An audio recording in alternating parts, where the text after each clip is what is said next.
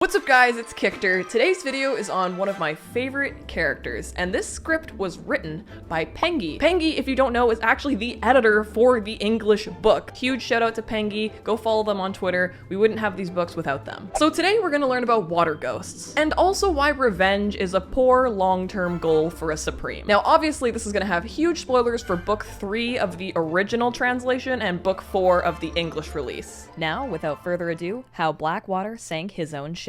Ghosts, or gui, are the spirits of the dead, and water ghosts, shui gui, are classified under the ghost umbrella. Ship-sinking Blackwater, also known as He Xuan, also known as the beef in Beefleaf, is a water ghost. Now, what does that mean for him and his character arc? That takes a little bit of explaining. So let's talk about how He Xuan got into this mess. He Xuan's life was going pretty good at one point. Loving parents, cute little sister, and poised to marry his childhood sweetheart. All that was left was to study and ace the imperial exam. Unfortunately, things took a sudden turn for the worse. And when I say worse, I mean that He Xuan didn't know he had to bring a present to make the imperial examiner feel like a special big boy, and dared to get the highest scoring point on the exam. So the imperial examiner hid his test and switched it with a blank one. Well, that's literal years of studying down the drain, but it's fine. He can still move past it, right? Unfortunately, some powerful family in town kidnapped He Xuan's little sister and fiance and forced them to be concubines. His sister ended herself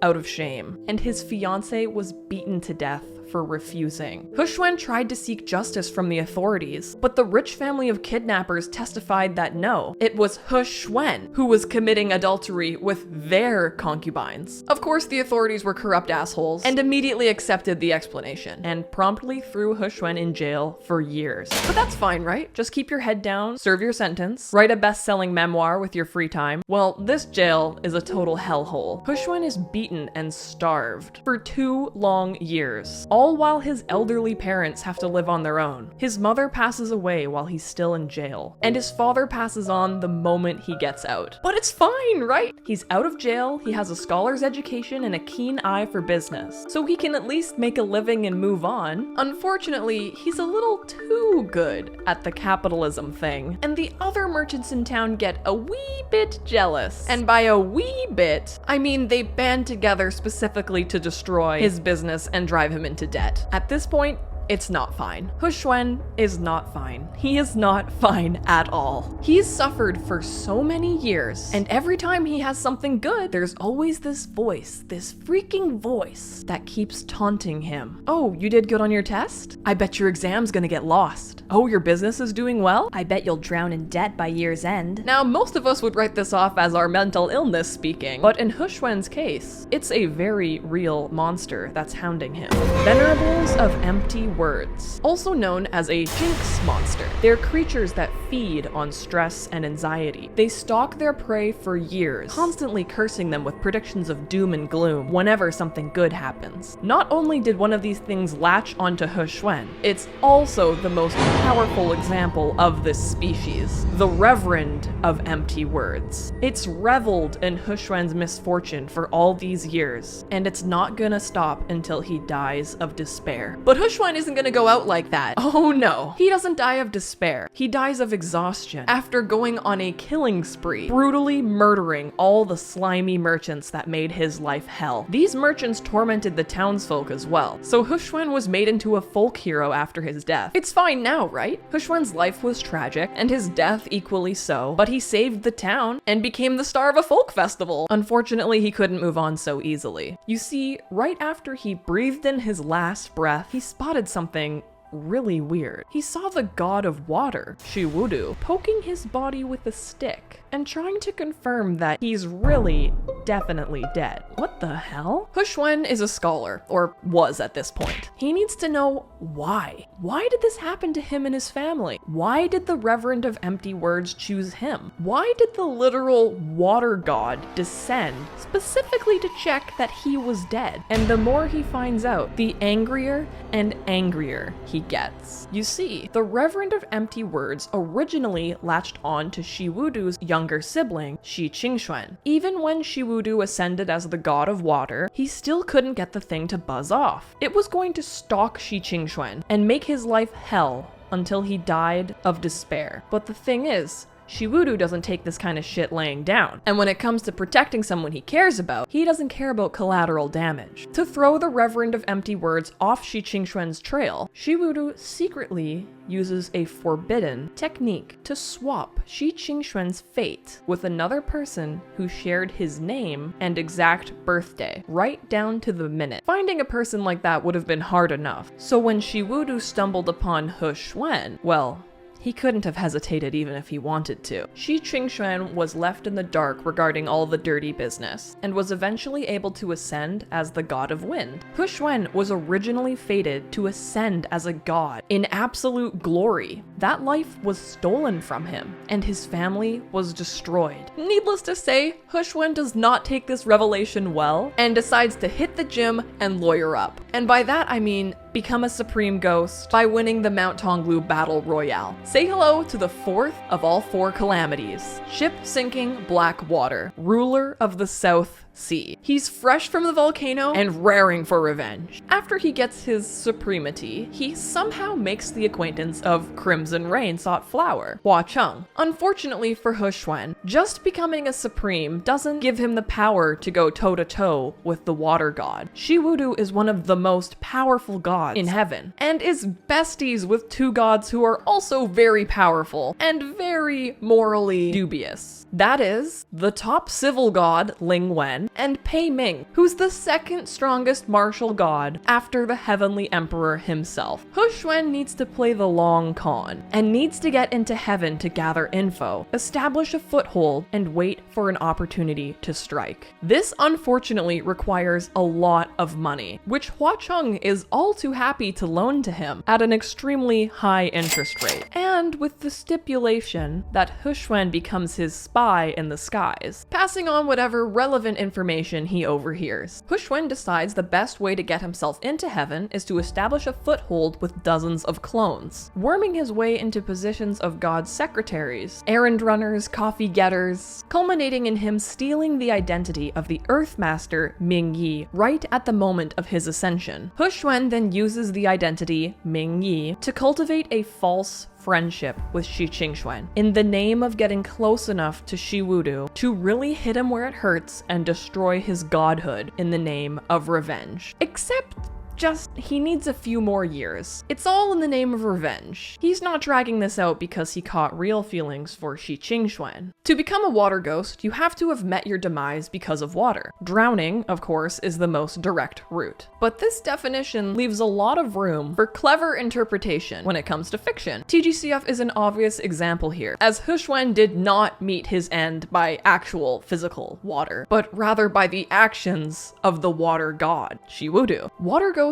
lurk underwater and seek to drag victims beneath the waves with them. Some do this out of jealousy for the living and hunt for the sake of hunting. However, some do this for the sake of carrying out what is known as tishen, or substitution. They possess the victim's body and steal their identity to take their place among the living. Their victim also becomes a water ghost in the process, and the cycle repeats as they in turn hunt for more victims. Does this sound a little familiar to you? The term water ghost is also modern Chinese slang. It can refer to agents sent by a political entity that carry out sabotage or reconnaissance activities that relate to water somehow. For example, spies sent to nab secret documents about naval movements. It's a pretty convenient comparison, considering He Xuan works off his debt by serving as Hua Cheng's spy in the heavens. The term can also be used to describe an underdog sports team that pulls off an upset against a larger or more well-known team. This is meant to be a metaphor for the behavior of water ghosts in myth, lurking in the depths and then grabbing onto a victim, i.e. the other team, to replace them, i.e.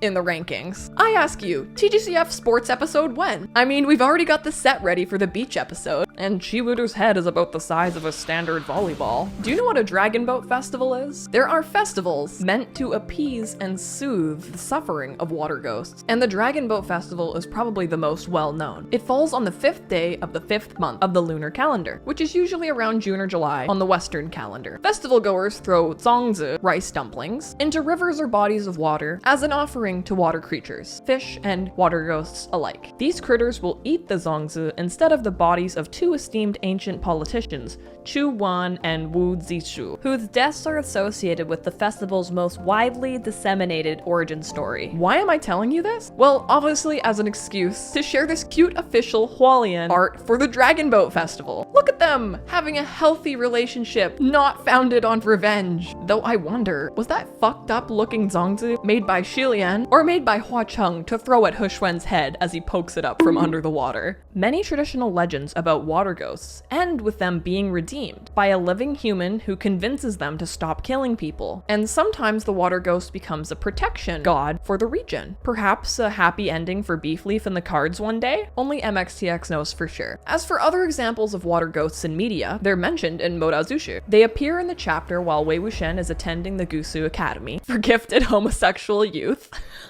The Wen clan was too lazy to properly perform rites to appease or purge the water ghosts from their own waters, so they herded them into Gusu's waters to make it the Lan clan's problem instead. This created a waterborne abyss, which was hugely disruptive to Gusu's livelihood, and also just really gross, because there were just a bunch of bloated dead bodies floating around. Nasty. Outside of MXTX works, let's take a peek at a somewhat obscure horror series, Fatal Frame. Osei Kurosawa is the main antagonist in Fatal Frame 5, Maiden of Black Water, and she's a shrine maiden who was chosen to take part in a ritual to prevent destruction in the area. The ritual failed catastrophically when her regret at not being able to live on with her beloved caused her to cling to life and forget her mission. Even putting aside the hilariously on-the-nose title, those are some Beefleaf parallels for days, if you tilt your head and squint a little. Plus, damn, look at that goth queen. If only we could have been blessed with Femme He Xuan in full-on Blackwater mode. We can dream on. Haha! You may have also heard of another obscure horror series called Pokemon, and in there you can find two critters that are heavily inspired by water ghosts, Frillish and Jellicent. They're water/ghost type. Frillish is pre-evolution, Jellicent is the evolved form. And unlike other Pokemon who are content to eat ketchup and become your new dad, these two little nightmares seize their prey from the surface and drag them beneath the waves to drown them. Once they're evolved, they don't limit themselves to other Pokemon. The fate of the ships and crew that wander into Jellicent's habitat, all sunken, all lost, all vanished. Its body is mostly seawater.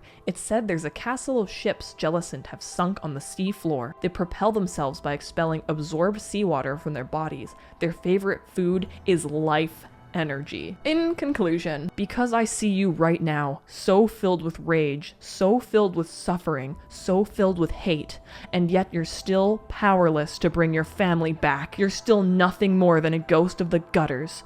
Be as angry as you want. They're long gone. Shiwudu, chapter 125 of TGCF. Shiwudu feels no remorse and remains proud and defiant at the end of a long life lived in the lap of luxury. The real Mingyi suffered the same indignity as He Xuan himself, imprisoned for centuries, his life stolen from him. Shi Qingxuan is broken and traumatized, and centuries of friendship were shattered in pursuit of meaningless vengeance. There's satisfied to be had in both tales of revenge and tales of forgiveness. But He Xuan ultimately achieves neither. He is left in a limbo of his own making, which is frequently the very tragedy that defines a ghost. So while He Xuan can't be called your typical water ghost, he's certainly there in spirit.